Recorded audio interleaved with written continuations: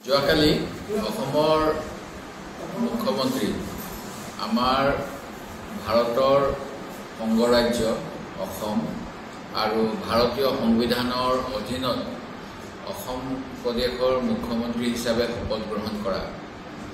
ভাৰতীয় সংবিধান অনুসৰি অসম বিধানসভাৰ সদস্য হিচাপে শপত গ্ৰহণ কৰা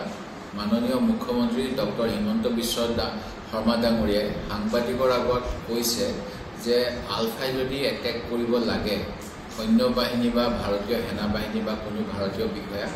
অসমত কৰিব নালাগে অসমৰ বাহিৰত অন্য ৰাজ্যত কৰক আমাৰ সংবিধান অনুসৰি আমি নিশ্চিতভাৱে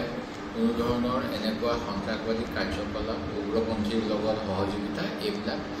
দণ্ডনীয় হয় আমি পাহৰিলে নহ'ব বৰখাচী বুঢ়াগোহাঁইক এটা উদিত সূৰ্য নামৰ কবিতা লিখাৰ বাবে কেনেকৈ জেলত ভৰাই থৈছিল মাহৰ পিছত মাহ দিন ধৰি তেনে সময়ত মুখ্যমন্ত্ৰীয়ে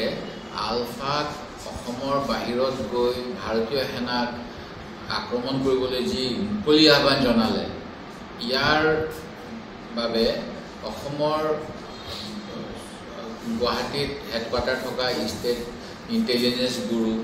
বা ভাৰত চৰকাৰৰ যিবিলাক গোয়েন্দা সংস্থা আছে অথবা অসম আৰক্ষীৰ ডিজিপি মহোদয়ে মুখ্যমন্ত্ৰী মহোদয়ে এনেকুৱা দেশ বিৰোধী বক্তব্য ৰখাৰ বাবে কি ব্যৱস্থা ল'ব মোৰ প্ৰশ্ন মুখ্যমন্ত্ৰী মহোদয়েও অসমৰ বাহিৰত সেনা বাহিনীক আক্ৰমণ কৰিবলৈ আলফাৰ হৈ যাব নেকি এইটো মোৰ প্ৰশ্ন